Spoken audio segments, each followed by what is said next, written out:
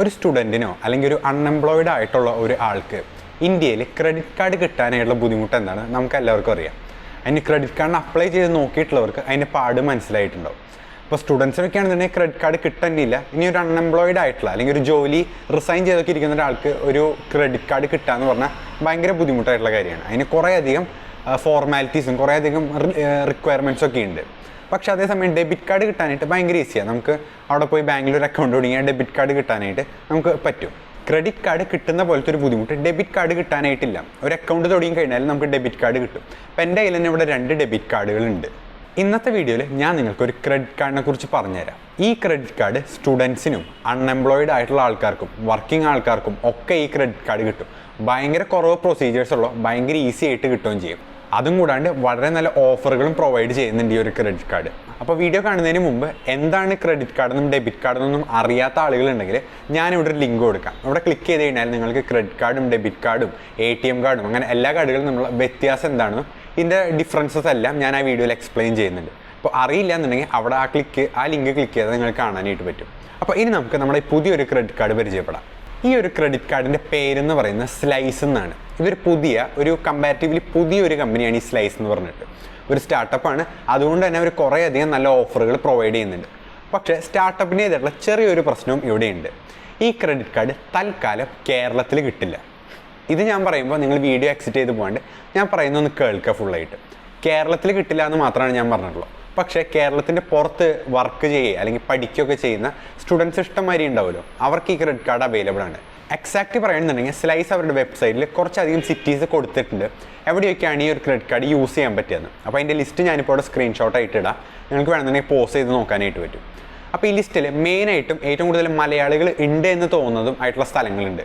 ഒന്ന് ബാംഗ്ലൂരാണ്, പിന്നെ ബോംബെ, പൂനെ, ഇങ്ങനത്തെ സ്ഥലങ്ങളിലൊക്കെ എന്തായാലും ഇഷ്ടംമാതിരി മലയാളികളുണ്ട് എന്ന് എനിക്ക് തോന്നുന്നുണ്ട്. അപ്പോൾ അങ്ങനത്തെ ആൾക്കാർക്ക് ഈ ഒരു കാർഡ് അവൈൽ ചെയ്യാനായിട്ട് പറ്റും.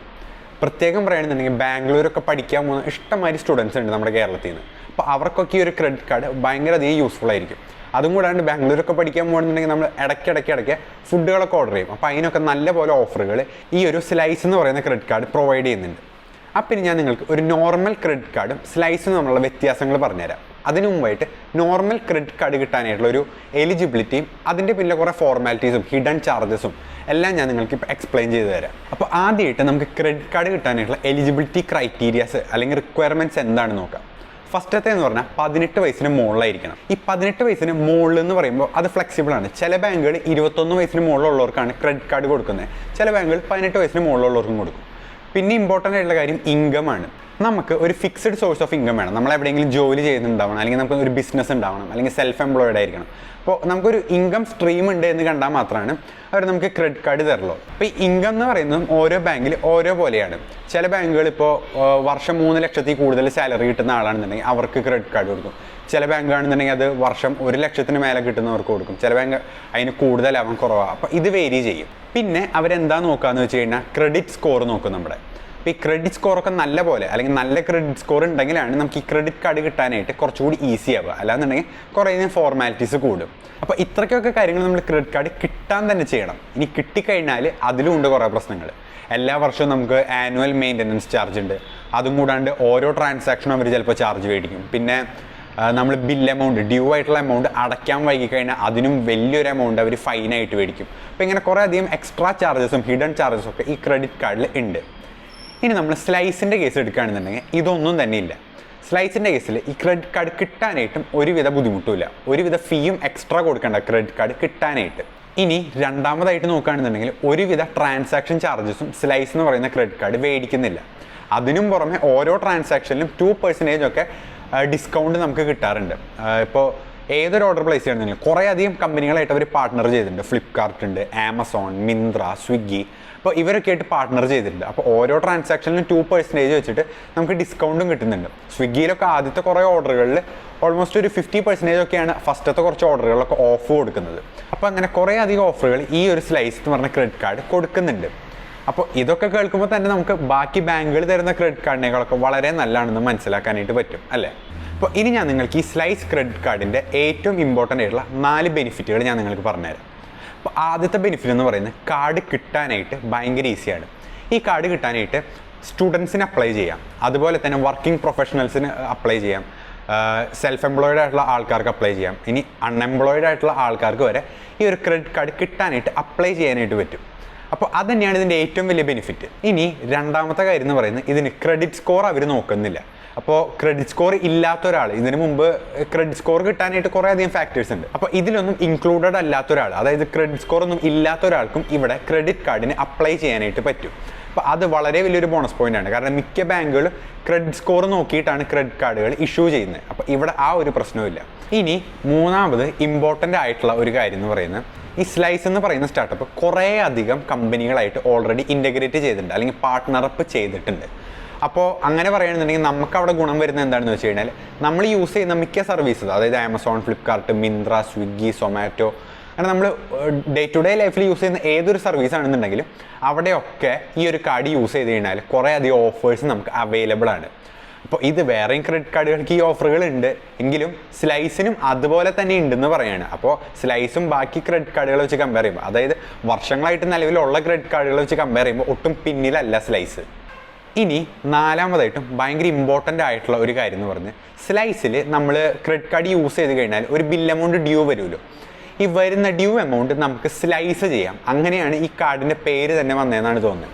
അപ്പോൾ അവരുടെ സൈറ്റിലും കൊടുത്തേക്കുന്നതാണ് slice the bill amount due to 3 months എന്ന് പറഞ്ഞിട്ട്. അതായത് നമുക്ക് ഒരു ഡ്യൂ എമൗണ്ട് വന്നു നമ്മുടെ ക്രെഡിറ്റ് കാർഡ് യൂസ് ചെയ്തിട്ട്. അപ്പോൾ ഈ ഡ്യൂ ബിൽ എമൗണ്ട് നമുക്ക് 3 ആയിട്ട് ഡിവൈഡ് ചെയ്ത് 3 മാസം ടൈം എടുത്തിട്ട് അടയ്ക്കാനായിട്ട് പറ്റും. ഈ ഒരു സംഭവം വേറെ ബാങ്കുകൾ കൊടുക്കുന്നില്ല എന്നാണ് എൻ്റെ അറിവ്. മിക്ക ബാങ്കുകളും ഡ്യൂ എമൗണ്ട് ആയി കഴിഞ്ഞാൽ ആ ഒരു പർട്ടിക്കുലർ ഡേറ്റിനുള്ളിൽ തന്നെ ആ ഒരു എമൗണ്ട് അടയ്ക്കണം, അല്ലാന്നുണ്ടെങ്കിൽ എക്സ്ട്രാ കുറേ ഫൈനുകൾ വരും. സ്ലൈസിൽ അങ്ങനെയല്ല, നമുക്ക് ഈ ഒരു ഡ്യൂ എമൗണ്ട് 3 ആയിട്ട് സ്പ്ലിറ്റ് ചെയ്ത് ഇൻസ്റ്റാൾമെൻറ്റുകളിൽ അടയ്ക്കാം. അപ്പം നിലവിൽ നമ്മുടെ കയ്യിൽ അത്രയും എമൗണ്ട് ഇല്ലാന്നുണ്ടെങ്കിൽ നമുക്കതിനെ 3 മാസത്തിനുള്ളിൽ അടച്ചാൽ മതി. അപ്പോൾ ഇത് സ്ലൈസിൻ്റെ വളരെ വലിയൊരു ബെനിഫിറ്റാണ്. ഇനി അഞ്ചാമതായിട്ടുള്ള ബെനിഫിറ്റ് എന്ന് പറയുന്നത് സ്ലൈസ് കാർഡിൻ്റെ യൂസബിലിറ്റിയാണ്. ഇത് ഏതൊരു വിസ കാർഡ് യൂസ് ചെയ്യുന്ന പോലെയും ഒരു സ്ലൈസിൻ്റെ ക്രെഡിറ്റ് കാർഡ് നമുക്ക് യൂസ് ചെയ്യാം. വിസ കാർഡ് എവിടെയൊക്കെ യൂസ് ചെയ്യാൻ പറ്റുന്നോ അവിടെയൊക്കെ നമുക്ക് ഈ ഒരു സ്ലൈസ് ക്രെഡിറ്റ് കാർഡ് യൂസ് ചെയ്യാം. വിസ കാർഡ് നമുക്കറിയാം ഒരുവിധം എല്ലാ സ്ഥലങ്ങളിലും വിസ കാർഡ് ആക്സെപ്റ്റ് ചെയ്യും. അതുപോലെ തന്നെ നമുക്കിവിടെ ഈ ഒരു സ്ലൈസിൻ്റെ ക്രെഡിറ്റ് കാർഡ് യൂസ് ചെയ്യാം. ഈ ക്രെഡിറ്റ് കാർഡ് വിർച്വലായിട്ട് നമുക്ക് കിട്ടും, അതുപോലെ തന്നെ ഫിസിക്കലായിട്ട് നമുക്ക് കിട്ടും.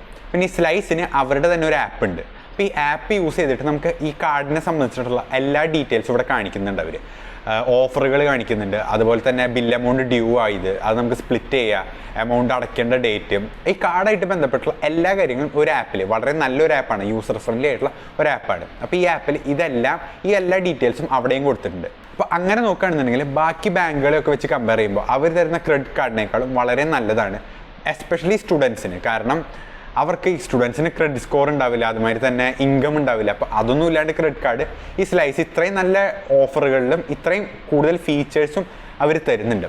അപ്പോൾ അങ്ങനെയൊക്കെ നോക്കുകയാണെന്നുണ്ടെങ്കിൽ സ്ലൈസിൻ്റെ ക്രെഡിറ്റ് കാർഡാണ് സ്റ്റുഡൻസിന് ഏറ്റവും ആപ്റ്റ് ആയിട്ടുള്ള സംഭവം. ഇതിൻ്റെ തൽക്കാലത്തെ ഒരു ഡ്രോബാക്ക് എന്ന് പറയുന്നത് കേരളയിൽ ഇതിപ്പോൾ തൽക്കാലത്തേക്ക് അവൈലബിൾ അല്ല. പക്ഷേ ഇതൊരു സ്റ്റാർട്ടപ്പാണ്, വളർന്നു വരുന്ന കമ്പനിയാണ്. വരുന്ന കാലങ്ങളിൽ, വരുന്ന കുറച്ച് വർഷങ്ങൾ എന്തായാലും ഇന്ത്യയിലെ മിക്ക സ്ഥലത്തും സ്ലൈസ് ഉണ്ടാവും എന്നാണ് എനിക്ക് തോന്നുന്നത്. അപ്പോൾ ഞാൻ പറഞ്ഞ മാതിരി തന്നെ കേരളത്തിൽ നിന്ന് കുറേ അധികം സ്റ്റുഡൻസ് ബാംഗ്ലൂരും ബോംബെയിലും ഒക്കെ പോയി പഠിക്കുന്നുണ്ട്. അപ്പോൾ അവർക്കൊക്കെ ഈ ഒരു കാർഡ് അവൈൽ ചെയ്യാനായിട്ട് പറ്റും. അപ്പോൾ ഈ കാർഡ് എങ്ങനെയാണ് അവൈൽ ചെയ്യാന്ന് വെച്ചാൽ നിങ്ങൾ അവരുടെ ആപ്പ് ഇൻസ്റ്റാൾ ചെയ്തിട്ട് അതിൽ കുറച്ച് ഡീറ്റെയിൽസ് ഫിൽ ഔട്ട് ചെയ്താൽ മതി. അപ്പോൾ അങ്ങനെ നോക്കുകയാണെന്നുണ്ടെങ്കിൽ നിങ്ങൾക്ക് എലിജിബിൾ ആയിട്ടുള്ള സ്ഥലത്താണ് നിങ്ങളുടെ കോളേജോ അല്ലെങ്കിൽ നിങ്ങൾ പഠിക്കുന്നത് അല്ലെങ്കിൽ ജോലി ചെയ്യുന്നതെന്നൊക്കെ ഉണ്ടെങ്കിൽ നിങ്ങൾക്ക് കാർഡ് അവർ ഇഷ്യൂ ചെയ്ത് തരുന്നതായിരിക്കും. പിന്നെ ഈ കാർഡിൻ്റെ ഇമ്പോർട്ടൻ്റ് ആയിട്ടുള്ള ഒരു ഫീച്ചർ എന്ന് പറയുന്നത് അവർ കാർഡിൽ ഈ ക്രെഡിറ്റ് കാർഡിന് ഒരു ലിമിറ്റ് സെറ്റ് ചെയ്യും. അത് സെറ്റ് ചെയ്യാന്ന് വെച്ചാൽ നമ്മൾ കൊടുത്തിട്ടുള്ള ഇൻഫോർമേഷൻസ് ഒക്കെ അവർ വെരിഫൈ ചെയ്തിട്ട് അതിനനുസരിച്ചിട്ട് ഓവർ സ്പെൻഡിങ് ഒഴിവാക്കാനായിട്ട് അവർ തന്നെ ഒരു ലിമിറ്റ് സെറ്റ് ചെയ്യും. ഈ ലിമിറ്റ് ഒരു ചെറിയ എമൗണ്ട് തൊട്ട് വളരെ വലിയൊരു എമൗണ്ട് വരെ പോകും. ഇപ്പോൾ ഒരു 2000 രൂപയൊക്കെ തൊട്ട് ഒരു 10 ലക്ഷം രൂപയൊക്കെ വരെ ഈ ഒരു എമൗണ്ട് അല്ലെങ്കിൽ ഈ ഒരു ലിമിറ്റ് അവർ ഓട്ടോമാറ്റിക്കലി അവർ സെറ്റ് ചെയ്യും. നമ്മുടെ ഇൻകം സ്ട്രീമും ബാക്കി കാര്യങ്ങളൊക്കെ ഉണ്ടോ എന്ന് നോക്കിയിട്ട് അതിനനുസരിച്ച് അവരൊരു ലിമിറ്റും സെറ്റ് ചെയ്യും. അപ്പോൾ ഓവർ സ്പെൻഡിങ്ങും അതുവഴി ഒഴിവാക്കാനായിട്ട് പറ്റും. അപ്പോൾ ഇത്രയ്ക്കൊക്കെ കാര്യങ്ങളാണ് ഈ സ്ലൈസ് എന്ന് പറയുന്ന ക്രെഡിറ്റ് കാർഡിനെ കുറിച്ച് പറയാനായിട്ടുള്ളത്. നിങ്ങൾക്ക് എന്തെങ്കിലും ഡൗട്ട്സ് ഉണ്ടെങ്കിൽ കമൻറ്റ് സെക്ഷനിൽ ഇടുക. അറിയുന്ന കാര്യമാണെന്നുണ്ടെങ്കിൽ ഞാൻ ക്ലിയർ ചെയ്ത് തരുന്നതായിരിക്കും. അപ്പോൾ നിങ്ങൾക്ക് വീഡിയോ ഇഷ്ടപ്പെട്ടാൽ ലൈക്ക് ചെയ്യുക, ചാനൽ സബ്സ്ക്രൈബ് ചെയ്യുക. നമുക്ക് പുതിയൊരു വീഡിയോയിൽ കാണാം. അതുവരെ ഗുഡ് ബൈ.